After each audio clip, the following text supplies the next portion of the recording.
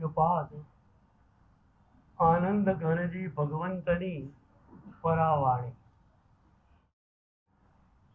ऋषभजी रे सर प्रीतम माहरो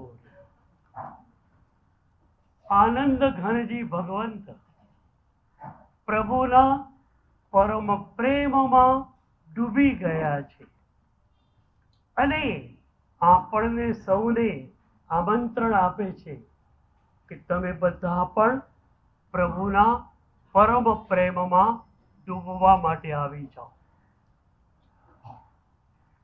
મારું એક સદભાગ્ય રહ્યું કે પરમ પ્રેમમાં ડૂબેલા ઘણા બધા મહાપુરુષોના સાનિધ્યમાં રહેવાનું મળ્યું. ગુરુદેવ અરવિંદ સુરી દાદાની નિશ્રામાં અમે લોકો આબુ દેલવાડા હતા. એક સવારે લગભગ 8 વાગે દર્શન કરી અને હું ઉપાશ્રય આવ્યો. ગુરુદેવને દ્વાદશાવર્ત વંદન કર્યું. પૂછ્યું, સાહેબજી સાતામાં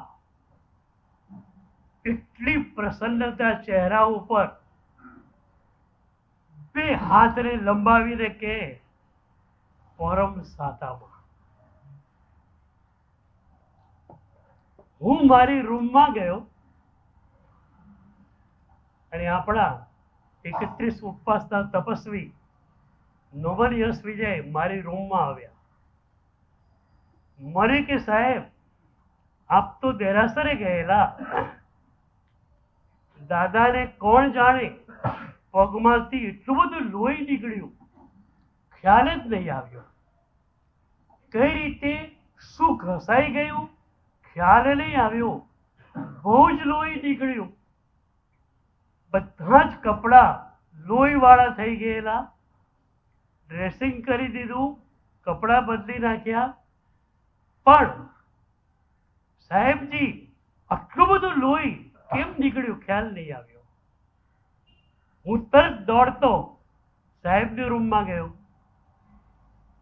સાહેબ એટલા જ સ્વસ્થ બેઠેલા. મેં કહ્યું, ગુરુદેવ શું થયું? બ્લીડિંગ થયું આટલું બધું? હસતા હસતા મને કે શરીર છે તો બધું થયા કરે, એમાં વિચાર બહુ કરવાનો ના હોય. મને કે ઉપયોગને સ્વમાં રાખવાનો, પરમાં નહીં રાખવાનો.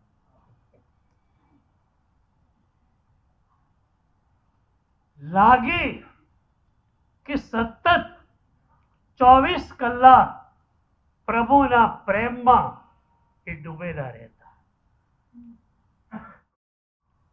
આવા એક મહાત્માને જોયેલા. પૂજ્યપાદ શાસન પ્રભાવક આચાર્ય ભગવંત ગુણરત્ન સુરીશ્વરી મહારાજ સાહેબના શિષ્ય મોક્ષ રત્ન વિજય મહારાજ. પહેલી વાર રાજસ્થાન મારે જવાનું થયું ત્યારે બેડાની બાજુમાં દાદા પાર્શ્વનાથ તીર્થ છે, ત્યાં સાહેબ સાથે મને એમનો મેળાપ થયો. જોતા જ લાગ્યું કે જન્મોની સાધના લઈને આવેલું આ વ્યક્તિત્વ છે. સતત સ્મિત વેર્યા કરતું મુખ, પ્રભુની આજ્ઞા પાલનનો એટલો તો આનંદ જાણે કે હૃદયમાં એને સમાવી શકતા ન હોય. ગુરુદેવે એમને સ્વાધ્યાય યોગ આપેલો. એક ખૂણામાં બેઠા બેઠા સવારથી સાંજ સુધી પુસ્તકો વાંચ્યા કરતા હોય. મારી પાસે આવ્યા. મને એમણે પૂછ્યું કે સાહેબ આટલા ગ્રંથો વંચાઈ ગયા છે, હવે હું શું વાંચું? મેં જોયું હરિભદ્રેશ્વરી મહારાજ સાહેબના, ઉપાધ્યાયજી ભગવંતના અને બીજા બધા જ ગ્રંથો એમને વંચાઈ ગયા હતા. મેં એમને કહ્યું કે તમારા ગુરુદેવ જો તમને રજા આપે તો 45 આગમ સટીક તમે વાંચી લો. તમારે યોગોદ્વહન આગળના થયા નથી, પણ સદગુરુ અનુભૂતિ આપે પછી કોઈ વાંધો હોતો જ નથી. 3 વર્ષ પછી ફરી મેળાપ થયો. મને કે સાહેબ, ગુરુદેવે અનુમતિ આપી, 45 આગમ સટીક વંચાઈ ગયા, હવે શું વાંચું?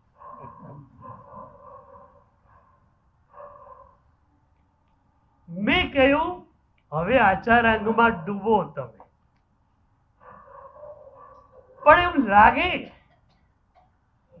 કે પરમ પ્રેમમાં ડૂબેલું વ્યક્તિત્વ કેવું હોય.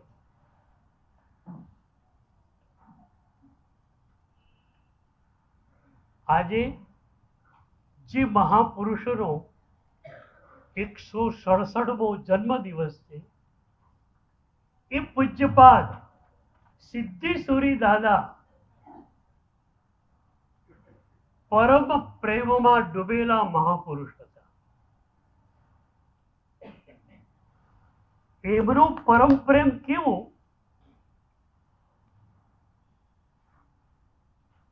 પરમ પ્રેમ તો અદ્ભુત, પણ એની સ્મૃતિ પણ કેટલી અદ્ભુત હોય છે. ગત જન્મોની અંદર પરમ પ્રેમને માણીને આવેલા એ મહાપુરુષ એક નિમિત્ત મળ્યું, પૂર્વ જન્મના સંસ્કારો ખુલ્યા અને ગત જન્મની પરમ પ્રેમની ધારા ચાલુ થઈ. આપણી સાધના જન્મોના ખંડો ઉપર તરતી સાધના છે. તમે રાત્રે પત્ર લખવા માટે બેઠા, 5 લીટી લખાઈ, લાઇટ ઓફ થઈ, વિચાર્યું કાલે સવારે લખશું. સવારે તમે પત્રને હાથમાં લો છો, 5 લીટી લખાઈ ગયેલી છે રાત્રે, સવારે તમે 6ઠી લીટીથી શરૂઆત કરો. આ જ લયમાં જન્મોના ખંડો ઉપર સાધના તરતી હોય છે. અસ્તિત્વના સ્તરની જો તમારી સાધના થઈ તો આ જન્મમાં જેટલી સાધના તમે ઘૂંટી, આવતા જન્મમાં એને ફરીથી નહીં ઘૂંટવી પડે. આગળ ચાલો, એનાથી બીજા જન્મમાં, એનાથી આગળ ચાલો. પણ આ શક્યતા ક્યારે છે? તમારી સાધના અસ્તિત્વના સ્તર પર ગયેલી હોય. રાગ અને દ્વેષ, અહંકાર ક્યાં છે? અસ્તિત્વના સ્તર પર. રાગ અને દ્વેષ કોન્શિયસ માઇન્ડની નિપજ નથી, એ ઊંડે ઊંડે અસ્તિત્વના સ્તર સુધી પેસેલા છે. તો જ્યાં રાગ અને દ્વેષ છે, જ્યાં અહંકાર છે, ત્યાં સાધના જવી જોઈશે. જ્યાં અંધારું છે ત્યાં પ્રકાશ જોવો જોઈશે. દાદા ગુરુદેવને શું થયું?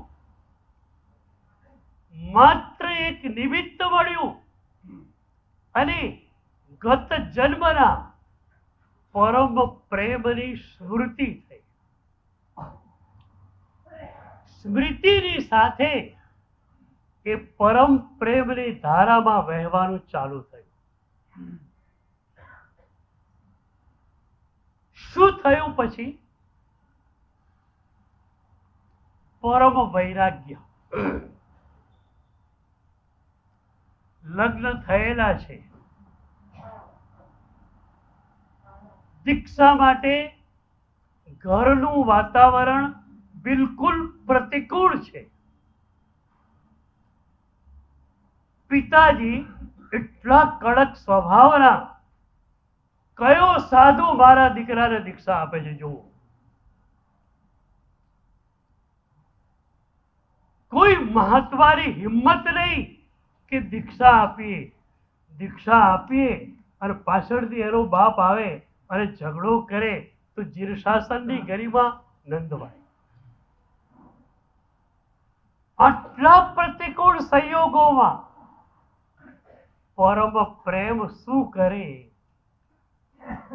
લાગ્યું કે કોઈ મહાત્મા મને દીક્ષા નહીં આપે, પણ મારે પ્રભુના પ્રેમમાં જ ડૂબવાનું છે, મારે પરમાં જવાનું જ નથી. આ જન્મ માત્ર ને માત્ર પરમ પ્રેમ માટે મને મળ્યો છે. તમારો જન્મ શેના માટે છે? તમારો આ જન્મ શેના માટે? સંસારમાં છો, સંપત્તિ જોઈએ, પરિવારનું પોષણ કરવાનું છે, એ બધું જ ખરું, પણ હું અહીં આવ્યો છું શા માટે? આ બધી બાજુની વાતો છે. મુખ્ય વાત એક જ છે કે હું માત્ર ને માત્ર પરમ પ્રેમમાં ડૂબવા માટે આ જન્મમાં આવ્યો છું. એક તમારો સંકલ્પ પાક્કો થયો. પરમ પ્રેમમાં ડૂબવું એ કોઈ મોટી ઘટના છે? આસાન ઘટના છે. અને હું તો કહીશ, ઇટ ઇઝ સો ઇઝી. એનો રંગ એકવાર લાગી જવો જોઈએ.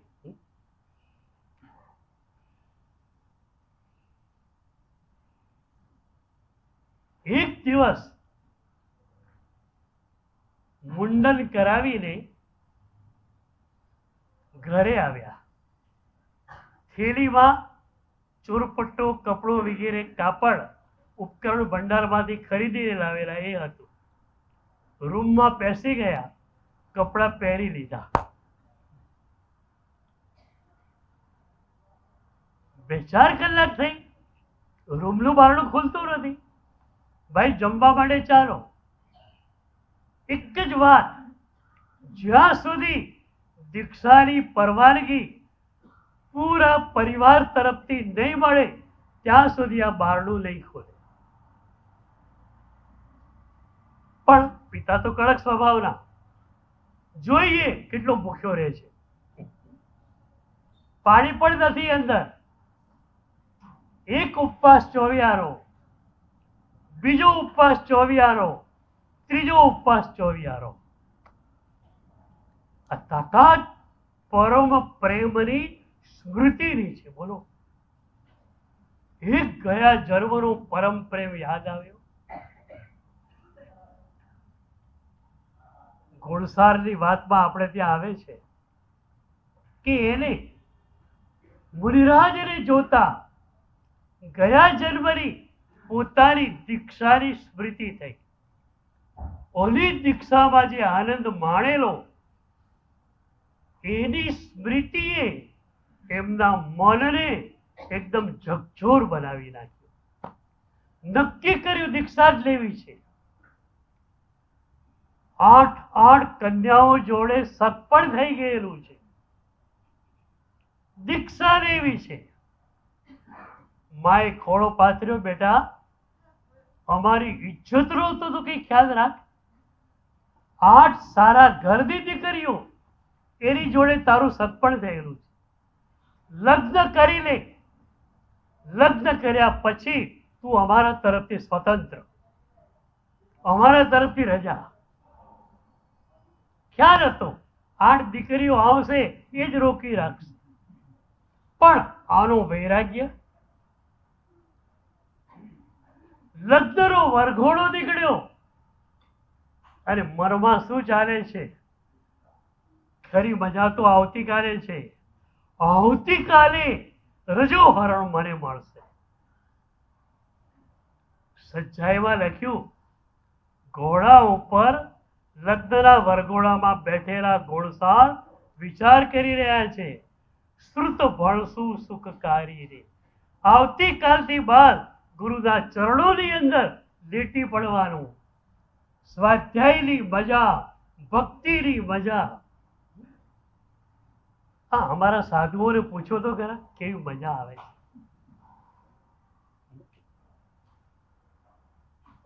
અને એ લગ્નનો વરઘોડો ચોરીમાં ફેરવાય અને ચોરીમાં કેવળ ગયા.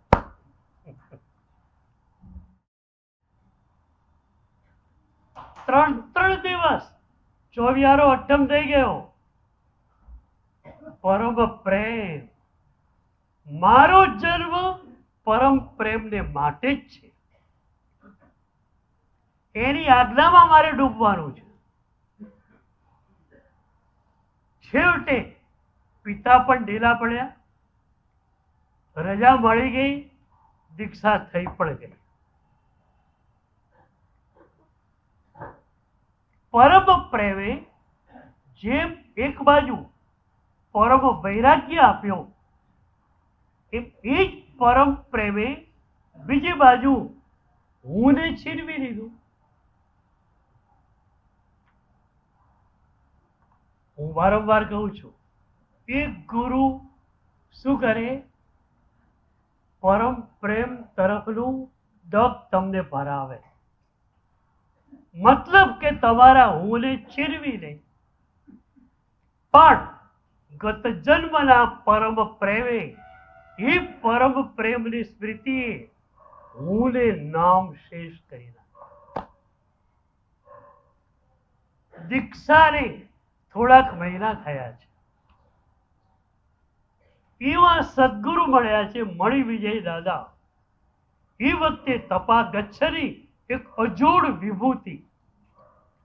અરે એમના ચરણોમાં રહીને સંયમી જીવનની ટ્રેનિંગ લેવાની છે, એમની સેવા કરવાની છે અને એમના ચરણોની અંદર રહીને સંયમ યોગોમાં આગળ વધવું છે.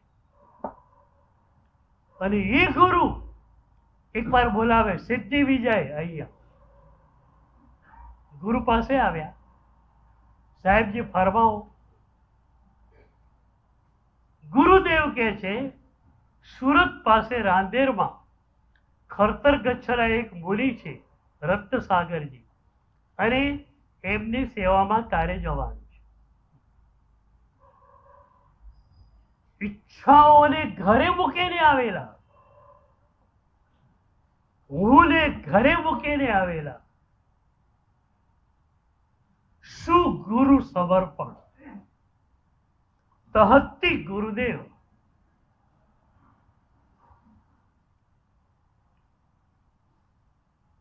હું સમર્પણની વાત કરું ને ત્યારે મને ગુરુ ગૌતમ અનાયાસ યાદ આવે.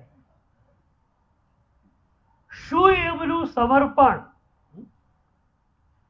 50,000 કેવળ જ્ઞાની શિષ્યોના ગુરુ.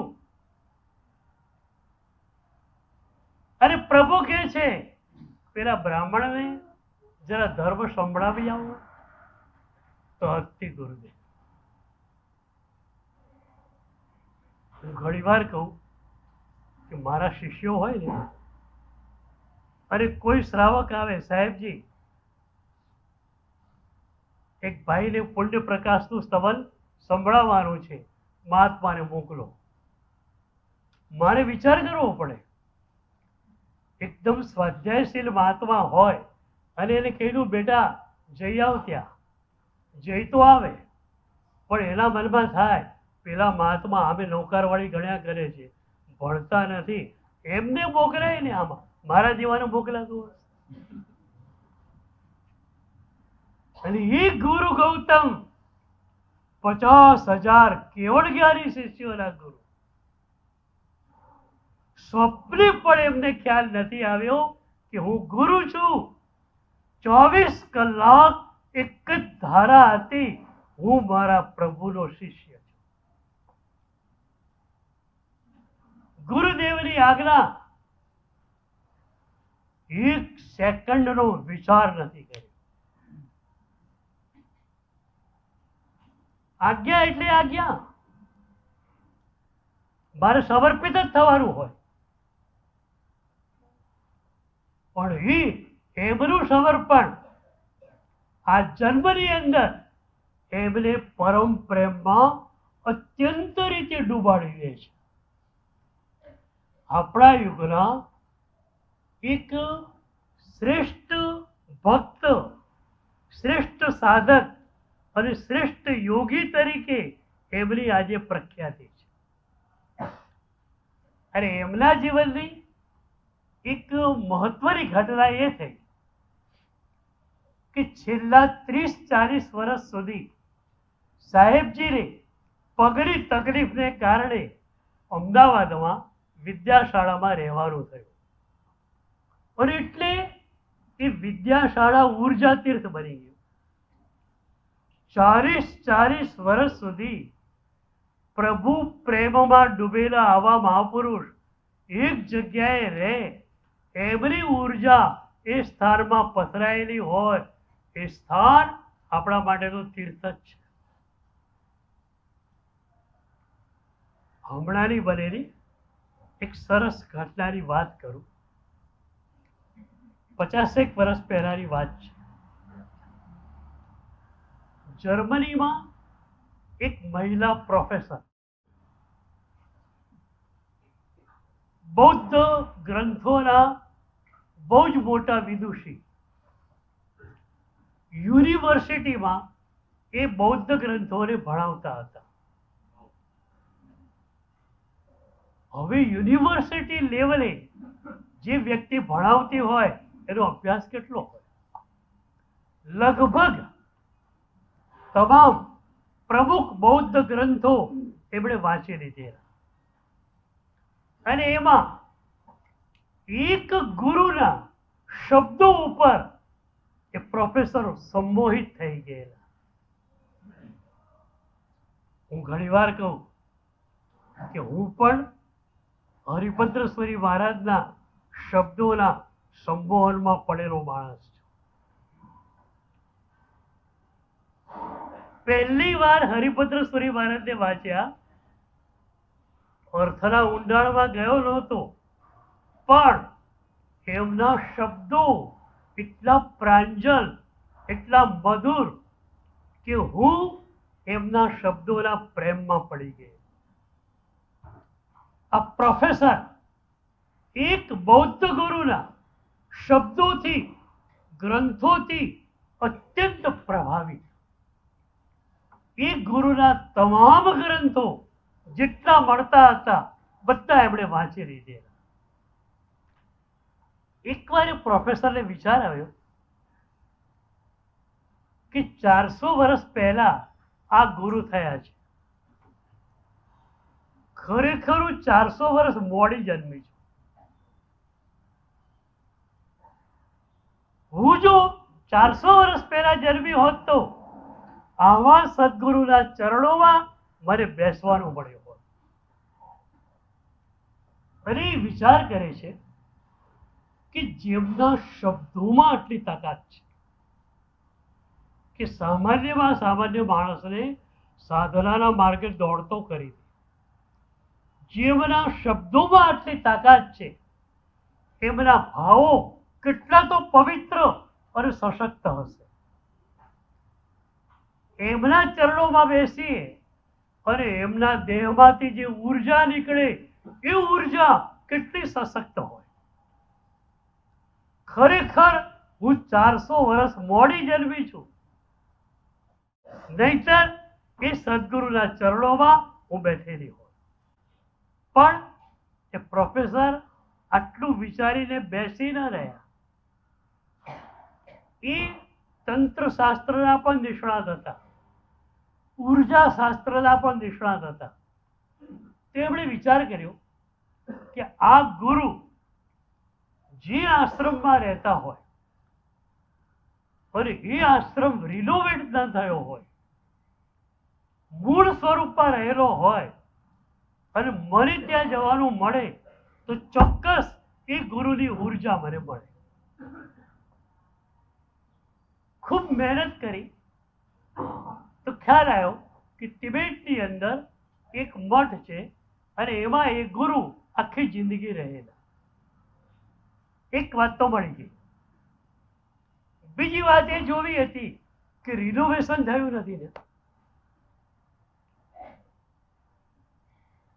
આપણે ત્યાં એક બહુ મોટી ભૂલ ચાલી આવી છે. 100 વર્ષ પહેલાનું દેરાસર, 200 વર્ષ પહેલાનું દેરાસર દેવ ધર્મેના પૈસા છૂટતી મળે છે, તોડી નાખો, નવું બનાવો. ન તોડી શકાય. 200 વર્ષની ઉર્જા એની અંદર જામેલી છે. તમે ઉર્જાને કેમ તોડી શકો? તોડાય જ નહીં. એ મંદિરને રિનોવેટ પણ તમારે કરવું હોય તો એના માટે પણ અભ્યાસ કરવો પડે કે એનું મૂળ સ્ટ્રક્ચર અખંડિત રહે અને એને સપોર્ટ આપી શકાય. બૌદ્ધોની પાસે આજે આ પરંપરા છે. તમે કોઈ પણ બૌદ્ધ મઠમાં જાઓ, રિનોવેશન થયેલું હશે તો પણ મૂળ સ્ટ્રક્ચર અખંડિત હશે. એટલું બધું ત્યાં નિયમો છે કે મઠને, આશ્રમને કલર પણ અમુક જ કરી શકાય જે 400 વર્ષ પહેલા ચાલુ હતા. નવા રંગો પણ તમે લગાડી શકતા નથી. એ મઠમાં શિષ્યોને ભણવા માટેની, બેસવા માટેની વ્યવસ્થા પણ બધી જ પ્રાચીન છે. તો આપણા દેરાસરો 100 વર્ષના, 200 વર્ષના, 400 વર્ષના તૂટે એવા નથી હોતા. અત્યારે તમે બનાવો એના કરતા જૂના દેરાસરો વધુ મજબૂત હોય છે. પહેલાના યુગમાં 4-4 ફીટની, 5-5 ફીટની ભીત ચણતા. આ તમારે અડધો ફૂટે, પોણો ફૂટમાં પતી ગઈ વાત. બે બાજુ આરસ લગાડ્યા, આરસ નીકળી જાય, ભીત તૂટી જાય.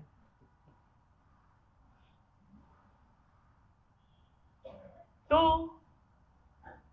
એ જર્મન પ્રોફેસર ઉર્જા શાસ્ત્રના નિષ્ણાત હતા. તો મઠ રિનોવેટ પણ નથી થયો. હવે વાત એ હતી, પોતે ક્રિશ્ચિયન છે, ક્રિશ્ચિયનને એ મઠમાં પ્રવેશ મળે કે કેમ? લાગવગ લગાડી, એના માટે પણ રજા મળી ગઈ. પોતાની યુનિવર્સિટીમાં 1 મહિનાની રજા મૂકી અને પ્રોફેસર તિબેટ ગયા. લાસા એરપોર્ટ પર ઉતર્યા, હોટેલમાં બુકિંગ કરાવેલું, ત્યાં પહોંચી ગયા અને નક્કી કરેલું રોજ 2-4 કલાક એ મઠમાં જઈને ધ્યાન કરવું અને એમ કરતા પણ ગુરુની ઉર્જાને પકડવી. 1 દિવસ, 2 દિવસ, 3 દિવસ અલગ અલગ ખંડમાં જઈને ધ્યાન કર્યું, પણ એ ગુરુની ઉર્જા પકડાતી નથી. કારણ કે હવે તો એકદમ પરિચિત થઈ ગયા છે, શબ્દોથી એટલા બધા પરિચિત થઈ ગયા છે કે એમની વિચારસરણી આ જ હોય, એમના ભાવ આ જ હોય. પછી વિચાર્યું કે બરોબર પૂછી લઉં, આ જ મઠમાં ગુરુ રહેલા ને? પૂછ્યું, જવાબ મળ્યો, હા, આ જ મઠમાં રહેલા. તો કયા રૂમમાં રહ્યા હશે? એક દિવસ એમણે ધ્યાન નહીં કર્યું, આખા મઠને જોયો. બહુ મોટો મઠ હતો. એમાં છેવાડે એક રૂમ હતી. રૂમ બિલકુલ બંધ, તાળું મારેલું એટલું નહીં, ઉપર સીલ લગાવેલું અને લખેલું કે આ સીલ કોઈથી તોડી શકાશે નહીં. ટ્રસ્ટીઓની બધાની સહી હતી, ગુરુની પણ સહી હતી. હવે પ્રોફેસરને થયું કે આ ઓરડીમાં કદાચ ગુરુ બેસતા હોય તો બહારથી સિચ્યુએશન જોઈ તો એ રૂમની એક બાજુની બારી પહાડ તરફ પડતી હતી. થયું કે નક્કી આ રૂમ છેવાડાની છે, સામે પહાડો છે, તો ગુરુ આ જ રૂમમાં બેસતા હોવા જોઈએ. છતાં એક ટ્રાય તરીકે બીજા બધા ખંડોમાં ધ્યાન કર્યું, પણ અનસક્સેસ ગયા. હવે આ રૂમ ખોલાવવો છે. પૂછ્યું, જવાબ મળ્યો, આ રૂમ તો કોઈ હિસાબે ખોલી નહીં શકે. મોટા ગુરુ સહી કરીને ગયા છે કે આ રૂમ ખોલવાનો નથી. એટલે વધારે શ્રદ્ધા બેસી કે આ લોકોએ એક ગુરુની ઉર્જાને સાચવવા માટે રૂમને પેક કરી નાખ્યો છે. એટલે એક બાજુ તો આનંદ થયો કે વર્ષોથી આ ખંડ પેક છે, એટલે ગુરુની ઉર્જા આની અંદર હજુ હશે જ, પણ રૂમ ખોલાવવો સી રીતે? ઘણી મહેનત કરી પણ ક્યાંથી કોઈ જવાબ મળતો નથી. છેવટે એ પોતાની યુનિવર્સિટીના ચાન્સેલરનો સંપર્ક કરે છે અને કહે છે કે સર, હું અહીંયા આના માટે જ આવેલી છું, અને આ રૂમ ન ખુલે અને એ ગુરુની ઉર્જા હું પ્રાપ્ત ન કરું તો મારી આખી આ મહેનત પાણીમાં જાય એમ છે. તમે કોઈ પણ રીતે લાગવગ લગાડો. ચાન્સેલર પ્રભાવશાળી હતો. એણે જર્મનીના એક પ્રધાન જોડે સંબંધ હતો. એ પ્રધાન જોડે લાગવગ લગાડી. પ્રધાને મુખ્ય પ્રધાન જોડે, મુખ્ય પ્રધાને તિબેટના સત્તાવાળા જોડે, અને એમ કરીને આ રૂમને ખોલવાની પરમિશન મળી. એ રૂમ ખોલવામાં આવ્યો અને એ પ્રોફેસર બેન જ્યાં ખંડમાં પ્રવેશે છે, અદ્ભુત એ જ ઉર્જા ગુરુની મળી ગઈ. પછી તો રોજ કલાકો સુધી એ ઉર્જાને માણવા માટે બેસી રહ્યા. આમ તો પેલા 2 કે 4 કલાક ધ્યાન કરતા, હવે તો સવારે નાસ્તો કરીને આવી જાય, સાંજ સુધી ત્યાં જ, ખાવાનું નહીં, પીવાનું નહીં, માત્ર ઉર્જાને માણવાની. 10 દિવસ સુધીની પરવાનગી મળી. 11મા દિવસે પાછો રૂમ બંધ કરી દેવાનો જ હતો.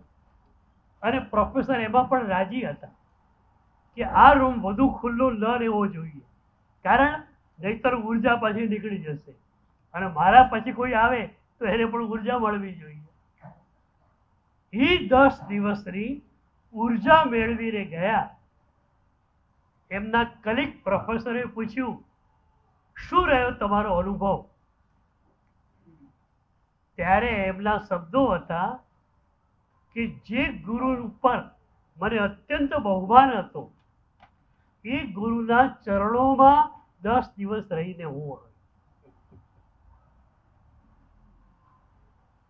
પહેલા પણ તમને કહેલું, સદગુરુ છે સિદ્ધેશ્વરી દાદા જેવા, 105 વર્ષનું આયુષ્ય છે. માંગલિક પણ કદાચ તમને ન સંભળાવી શકે, વાસક્ષેપ પણ તમને ન આપી શકે, પણ તમારી કોશિશ હોય કે એ ગુરુનો ચરણ સ્પર્શ મળી જાય તો બસ હું બળભાગી થઈ જાઉં. તો એ વખતે તમે શું કરો છો? એ ગુરુના ચરણમાંથી જે ઉર્જા નીકળે છે એ ઉર્જાને પ્રાપ્ત કરો છો. ગુરુ શરીરના સ્તર પર કોઈ કામ કરતા નથી. ન માંગલિક તમને આપ્યું, ન વાસક્ષેપ તમને આપ્યો, કશું જ નહીં. એ પોતાનામાં ડૂબેલા છે, પણ એમના દેહમાંથી જે ઉર્જા નીકળી રહી છે એ ઉર્જાનો સ્પર્શ તમને મળે. તો ગુરુ ગયા, સમાધિ તીર્થ રચાયું, ઉર્જાનો પ્રવાહ ચાલુ છે. તમે બેસી જાઓ. જીવંત ગુરુ પાસેથી જે ઉર્જા મળી શકે એ જ સમાધિ તીર્થોમાંથી પણ મળી શકે. મોરારજીભાઈ દેસાઈ મુંબઈ રાજ્યના મુખ્ય પ્રધાન જ્યારે હતા ત્યારે એકવાર એમને અરુણાચલમ જવાનું થયું. તો એમણે પોતાના સેક્રેટરીને બોલાવીને કહ્યું, અરુણાચલમની મારી મુલાકાત એ રીતે ગોઠવજો, કાર્યક્રમ એ રીતે ગોઠવજો કે રમણ મહર્ષિ જોડે હું 1 થી 2 કલાક બેસી શકું. અરુણાચલમની ગુફામાં રમણ મહર્ષિ એ વખતે વિદ્યમાન હતા. મોરારજીભાઈનો કાર્યક્રમ નક્કી થઈ ગયો. એ દિવસે સાંજે 5 વાગે એ આશ્રમમાં આવવાના હતા અને 6 સાડા 6 પાછા નીકળી જવાના હતા. એ મુખ્યમંત્રી આવવાના હોય તો આગળ જો પોલીસ આવી જાય, સિક્યુરિટી મેન આવી જાય, આશ્રમમાં ચહલ પહલ ચાલુ થઈ. શિષ્યોને પણ ખ્યાલ આવી ગયો કે મુખ્યમંત્રી આવી રહ્યા છે. પણ એ બધા એવા ગુરુના શિષ્યો હતા જેમને મુખ્યમંત્રીની કોઈ કિંમત નહોતી. તમને કોની કિંમત? સત્તાધીશ આવવાનો છે, સત્તાધીશ હોય એના ઘરે તમારે શું છે? મારું વાલકેશ્વર મુંબઈમાં ચોમાસું હતું. એક ભાઈ મને કે, સાહેબ મહારાષ્ટ્ર રાજ્યના બધા પ્રધાનો આ ટેકરી ઉપર જ છે વાલકેશ્વર, મારે બધા જોડે સંબંધ છે, તમે કોઈ પ્રધાનને તમારી સભામાં લઈ આવો. મેં કહ્યું મારે એકે પ્રધાન જોઈએ જ નહીં. શ્રાવક તરીકે કોઈને આવીને જાજમ પર બેસવું હોય તો આવી જાય, બાકી એને માટે ખુરશી રાખવાની હોય અને એને હારતોરા કરાવવાના હોય એવો પ્રધાન મારી સભામાં જોઈએ જ નહીં. મેં રમણ મહર્ષિ ને ખ્યાલ આવ્યો મોરારજી આવવાના આવે, સંતોની પાસે બધા આવે, પણ આ મુખ્યમંત્રી હતા એટલે ક્યાંક કાર્યક્રમમાં થોડુંક તો ડીલે થઈ જ જાય. 5 ને બદલે 6 વાગી ગયા. 6 વાગ્યા રોજના નિયમ પ્રમાણે રમણ મહર્ષિ ધ્યાનમાં જતા રહ્યા. મુખ્યમંત્રી હો તો એના ઘરનો, એમાં સંતને શું? સત્તાની જોડે કે સંપત્તિની જોડે અમારું વળગણ બિલકુલ નથી.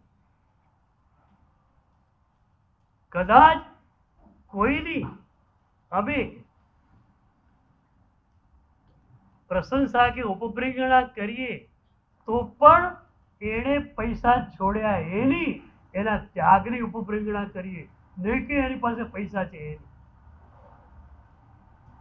કરોડ રૂપિયા તમે સાધર્મિક ભક્તિમાં ખર્ચો અને હું ઉપપ્રેરણા કરું, પણ એ તમારા ત્યાગની ઉપપ્રેરણા છે, તમારી સંપત્તિની નહીં. તમારી સંપત્તિ જોડે, તમારી સત્તા જોડે અમારે કોઈ નિસ્બત નથી. અમારે નિસ્બત માત્ર પ્રભુ જોડે છે. રમણ મહર્ષિ ધ્યાનમાં જતા રહ્યા. એક શિષ્ય કહેતો નથી, હો સાહેબ મુખ્યમંત્રી આવવાના.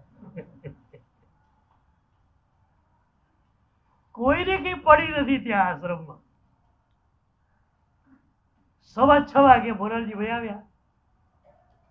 એ પણ આમ તો આધ્યાત્મિક તત્વના જાણકાર હતા. મહર્ષિની પાસે લઈ જવામાં આવ્યા. એક નાનકડી ગુફામાં મહર્ષિ હતા અને મોરારજીભાઈ ત્યાં બેસી ગયા. પ્રોગ્રામ તો નક્કી હતો, 1-1.5 કલાક રોકાવાનું, વધારે નહીં. પૂછ્યું બહાર કે ધ્યાન ક્યારે પૂરું થશે? તો કે કોઈને ખ્યાલ ન આવે. કલાક ચાલે, 2 કલાક ચાલે, 5 કલાકે ચાલે.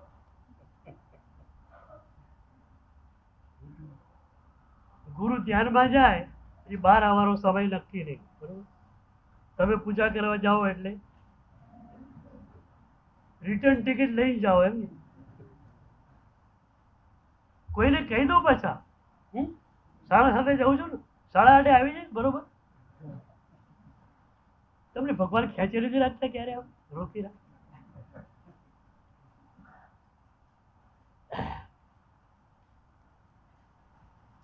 મોરારજીભાઈ બેઠા, 1 કલાક થઈ, મહર્ષિ ધ્યાનમાં જ છે. પણ એ ઉર્જાની એટલી અસર થઈ મોરારજીભાઈ ઉપર, એમણે ચિઠ્ઠી લખી પોતાના સેક્રેટરી ઉપર અને બહાર મોકલાવી કે આજની રાતના તમામ કાર્યક્રમો રદ.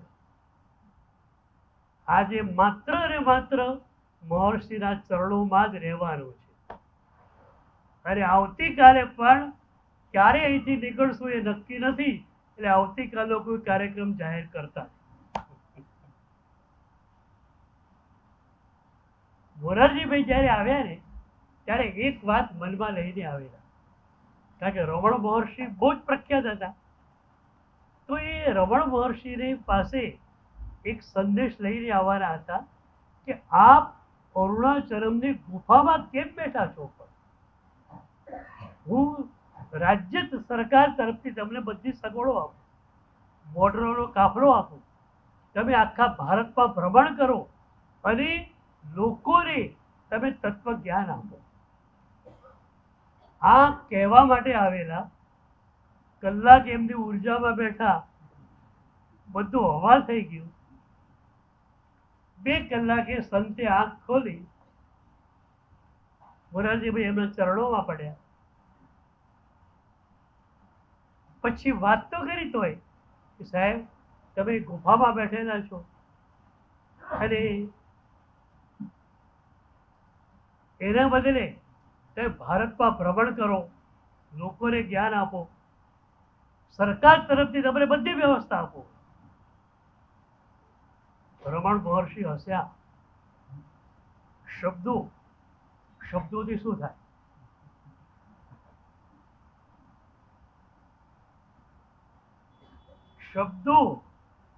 શબ્દોથી શું થાય? મોરારજીભાઈને ખ્યાલ આવી ગયો. આજે રમણ મહર્ષિ નથી, પણ એ અરુણાચલમની ગુફામાં યાત્રા કરવા જનાર સેંકડો હજારો લોકો હોય, વિદેશીઓ પણ આવે છે. આવે, ગુફા પર બેસે અને રમણ મહર્ષિની ઉર્જાને લઈને પાવન થાય. તો આજે જેમનો જન્મદિવસ છે એ બાપજી મહારાજ સાહેબ વિદ્યાશાળામાં 30 થી 40 વર્ષ એક ધારા રહ્યા અને વિદ્યાશાળાને એમને ઉર્જા તીર્થમાં ફેરવી નાખી. આજે પણ ત્યાં જઈને બેસીએ એમની મૂર્તિની પાસે તો આપણને લાગે કે રીતસર એ મૂર્તિમાંથી પણ ઉર્જા આપણને મળી રહી છે. તો આપણે બળભાગી છીએ કે આવા પ્રભુ પ્રેમમાં ડૂબેલા મહાપુરુષોનું દર્શન પણ આપણને થયેલું છે અને એ જ દર્શન પ્રભુ પ્રેમના સ્પર્શ સુધી આપણને લઈ